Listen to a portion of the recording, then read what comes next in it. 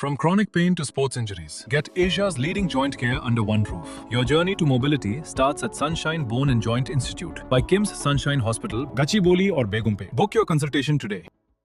Million March Telangana ఉద్యమంలో కీలక పాత్ర పోషించింది. దాదాపు 15 ఏళ్ళు పూర్తి చేసుకుంటున్నటువంటి సందర్భంగా ఇవాళ మిలియన్ మార్చ్ యొక్క అమరుల స్ఫూర్తిని కావచ్చు, దానికి స్మరించుకుంటూ వారి త్యాగాలను కావచ్చు స్మరించుకుంటూ ఇవాళ ఘనంగా అమరవీరులకు ఇవాళ నివాళులు అర్పించారు. ప్రస్తుతం మనతో ప్రొఫెసర్ కోదండరాం గారు ఉన్నారు.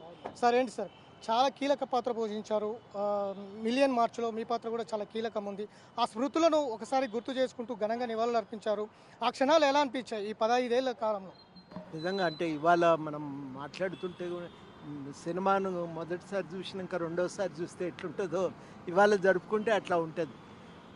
కానీ ఆ రోజు అట్లా కాదది. అది కార్యక్రమం అవుతుందా లేదా అనే భయము, పోలీసులు వెంటబడుతున్నారు, ఎక్కడ పడితే అక్కడ పిల్లలు 50,000 మందిని అరెస్ట్ చేసిండ్రు. ఎట్లయితుంది ఈ కార్యక్రమం అనేది సీరియస్గా ఆలోచిస్తున్న సందర్భము. కాబట్టి అట్లాంటి సమయంలో మరి ఇంకా వేరే ఏమీ ఆలోచన కూడా చేయలేదు. ఎట్లయినా చేసి మొండిగా ఈ కార్యక్రమాన్ని విజయవంతం చేయాలన్నది ఒకటే ఉండే ఆ రోజు.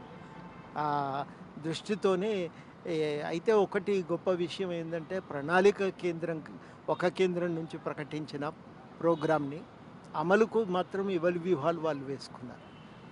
ఇక ఇట్లా కాదని న్యూ డెమోక్రసీ వాళ్ళు వెళ్ళి వాళ్ళు ఒక ఉత్తుత్తి పెళ్ళి ప్లాన్ చేసుకొని ఆ పెళ్ళి దగ్గర అందరూ సమావేశమై 1 గంట కాగానే అక్కడి నుంచి బయలుదేరి ఉరికొచ్చి వాళ్ళు గేట్లు తోసుకొని లోపలికి వచ్చి అట్లా రకరకాలైనటువంటి పద్ధతుల ద్వారా ఎవరి ప్లాన్ వాళ్ళు వేసుకున్నారు. ఒకరు ఆ హుస్సేన్ సాగర్ నీళ్ళ నుంచి వచ్చి పైకెక్కిన వాళ్ళు ఉన్నారు, మసీదులో పూజలు చేసి నమాజ్ చదువుకొని పైకి వచ్చిన వాళ్ళు ఉన్నారు.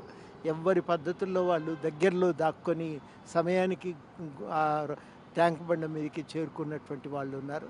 చాలా ఒక అద్భుతమైన స్ఫూర్తి అది. ఆ రోజు ఆ కార్యక్రమం విజయవంతమైనాక వచ్చినటువంటి ఒక ఉత్సాహం మాత్రం అది మామూలుది కాదు. అది ఇప్పటికీ కూడా మర్చిపోలేము. ప్రతి ఒక్కరు కూడా ఇంకా మనం హైదరాబాదులో బల ప్రదర్శన చేసినామని కొంతమందికి సంబరం. మొత్తం మీదనైతే మన ఐక్యతను ప్రదర్శించగలిగినాం అనే దాంతోపాటు మనం ఇక్కడ చేరుకోగలిగినాం, చేసి చూపించినాం అనేది, మళ్ళీ రేపు ఏదైనా అవసరం పడ్డా చేయగలుగుతామనేది, ఇట్లా ఆంధ్ర పాలకులకు కూడా ఒక వాళ్ళ గుండెల్లో రైలు పరిగెత్తినట్టు అయింది. అట్లా రకరకాలుగా అది ఒక పెద్ద కార్యక్రమం. దాని తర్వాత జేఏసీ మీద నమ్మకం కుదిరింది, మేము ఏ పిలుపునిచ్చినా జనం వచ్చిండ్రు. అట్లా అన్నీ అనేక విధాలుగా అది చాలా గొప్ప కార్యక్రమం. తెలంగాణ ఉద్యమాన్ని నిలబెట్టింది, మూలస్తంభం లాంటిది. ఉద్యమ స్మృతులు కావచ్చు, స్ఫూర్తిని కావచ్చు, త్యాగాలు కావచ్చు పక్కన పెడితే ఈ తెలంగాణ ఏర్పడిన తర్వాత ఈ 12 ఏళ్ల కాలంలో ఏమైనా మారిందా సార్? మారిందనిపిస్తుందా? జయశంకర్ సార్ మాటల్లో చెప్పాలంటే తెలంగాణ రాష్ట్ర సాధన ఒక ఎత్తు అయితే తెలంగాణ అభివృద్ధి అంతకంటే కష్టమైనటువంటి పని. చాలా సుదీర్ఘకాలం పోరాటం చేయవలసి వస్తుంది, దానికోసం చాలా ప్రయత్నం చేయవలసి వస్తుంది అనే మాట వారు అన్నారు. కాబట్టి మాకు ఆ మాట గుర్తుకుంది. దాని ప్రకారమే చాలా ఓపికగా మా ప్రయత్నాన్ని తెలంగాణ అభివృద్ధి కోసం మేము కొనసాగిస్తున్నాం.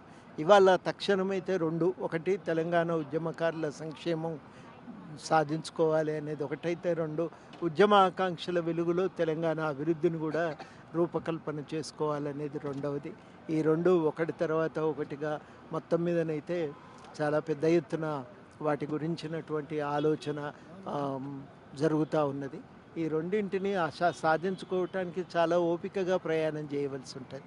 ఎందుకు ఈ 12 ఏళ్ల కాలంలో చాలామంది ఇప్పుడు ఇంకా ఎలాంటి నెరవేరలేదు, ఉద్యమకారులు కావచ్చు, అమరవీరులకు సంబంధించిన అంశాలు కావచ్చు ఇంకా నెరవేరలేదు, ఎందుకు నెగ్లెటెన్సీ అవుతుందంటే ఏం చెప్తారు? నెరవేరలేదు అంటే ఒకటి, పోయిన ప్రభుత్వమేమో తెలంగాణ అంటే మేము ఒక్కలమే కొట్లాడితే తెలంగాణ వచ్చింది, మా వల్ల వచ్చింది కాబట్టి తెలంగాణ అంటే మేమే తెలంగాణ అని ఒక అభిప్రాయానికి వచ్చి వాళ్ళు ఎవరిని పట్టించుకోలేదు. ఇప్పుడేమో వీళ్ళు ప్రకటన చేసిండ్రు, కానీ తాత్సర్యం జరుగుతున్నది. కోర్టు కూడా వాటిని తొందరగా అమలు చేయమని ఆదేశాలు ఇచ్చింది ఈ మధ్యనే. అయితే ఒక కమిటీ వేద్దామని నిర్ణయాన్ని సంకల్పాన్ని ప్రకటించారు కాబట్టి ఇక పని మొదలవుతుందనే ఒక ఆలోచన ఇవాళ ప్రతి ఒక్కరిలో కలుగుతున్నది. ఉద్యమ ప్రదాతగా ఉద్యమ నేతగా గతంలో కేసీఆర్ని రాష్ట్ర ప్రజలు నమ్మారు. ఆల్సో మీరు కూడా నమ్మినటువంటి పరిస్థితులు ఉన్నాయి. సో అదే కేసీఆర్ని ప్రస్తుతం చెప్పమంటే ఏం చెప్తారు? కేసీఆర్ ఆ రోజు మేము చెప్పినాం కదా, ఉద్యమంలో ఆయన రాజకీయ ముఖము అని. మేము ఇవాళ కూడా అదే మాట అంటాం. మాటలు మార్చితే ప్రయోజనమే ఉంటుంది. కాకపోతే ఏంటంటే ఏ పాత్ర ఆయన తెలంగాణలో పోషించవలసి ఉండేనో ఆ పాత్రను తెలంగాణ సాధించుకున్న తర్వాత ఆయన చిత్తశుద్ధితో నిర్వహించలేదనేదే మా ఆరోపణ. ఆ ఆరోపణకు కూడా మేము కట్టుబడి ఉన్నాం. ఆ పని చేయవలసి ఉండే, తెలంగాణ అభివృద్ధి కోసం చిత్తశుద్ధితో ఆయన ఎంత చేయవలసి ఉండేనో చేయలేదు. అందరినీ కలుపుకొని పోవలసి ఉండే, భాగస్వాములను చేసుకోవలసి ఉండే ఒక పెద్ద బాధ్యత ఆయన నెత్తి మీద పడ్డప్పుడు ఆ బాధ్యతను వదిలిపెట్టి కుటుంబానికే పాలనను పరిమితం చేయటమే అత్యంత దురదృష్టకరమైన పరిణామం తెలంగాణ చరిత్రలో. దానివల్లే అభివృద్ధి అనేది వెనకబడిపోయింది తెలంగాణలో. ఇవాళ ఆ పరిణామాల నుంచి మరి బయటపడి ముందుకు మళ్ళీ నడపటానికి మళ్ళీ ఒక ప్రయత్నం మళ్ళీ మొదలైంది తెలంగాణలో.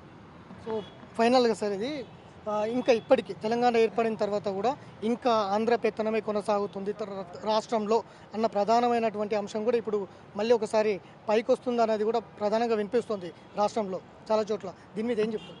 పెత్తనం సాగుతుందని నేను అనుకోవటం లేదు, కానీ అప్రమత్తంగా ఉండవలసిన అవసరం అయితే ఉంది.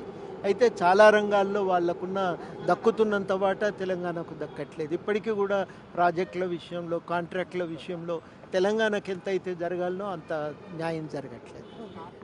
గత 10 ఏళ్ల పరిపాలన చూశారు, ఇప్పుడు 2 ఏళ్ల పరిపాలన చూస్తున్నారు. ఎట్లా అనిపిస్తుంది రాష్ట్రం ఏర్పడిన తర్వాత? అట్లనే ఉద్యమకారులు కావచ్చు, అమరవీరులు కావచ్చు, వారి ఆశలు ఆకాంక్షలు ఇవన్నీ కూడా నెరవేరుతాయని అనుకుంటున్నారు ప్రస్తుతం? తప్పకుండా నెరవేరుతాయండి, నెరవేరుతాయి. దాంట్లో అనుమానం అవసరం లేదు. చాలా రాష్ట్రాలు, కొత్త రాష్ట్రాలుగా ఏర్పడ్డ చాలా రాష్ట్రాల్లో ఉద్యమకారులకు న్యాయం జరిగింది, మనకు కూడా జరుగుతుంది. కాకపోతే ఏంటంటే మేమే తెచ్చినామని అనుకున్నారు కాబట్టి వాళ్ళు పట్టించుకోలేదు. ఇప్పుడు అమలు చేయాలనుకునేసరికి మాకు ఇప్పుడు కోర్టు జడ్జిమెంట్ కూడా ఉంది, వాళ్ళ కమిటీ కూడా వేస్తామంటున్నారు. కాబట్టి ఒక నమ్మకం ఉంది. ఆ కమిటీ వీలైనంత తొందరగా ఏర్పాటు చేయగలిగితే కొంత దాన్ని ముందుకు వేగంగా పనిచేయటం మొదలు పెడితే అప్పుడు ఈ నమ్మకం నిలబడతారు. ఓకే, ఇది మొత్తం మీద గత బీఆర్ఎస్ పరిపాలనలో రాష్ట్రాన్ని పూర్తి స్థాయిలో విస్మరించింది. ఏదైతే అనుకున్నామో ఆ దిశగా అడుగులు వేయలేదు.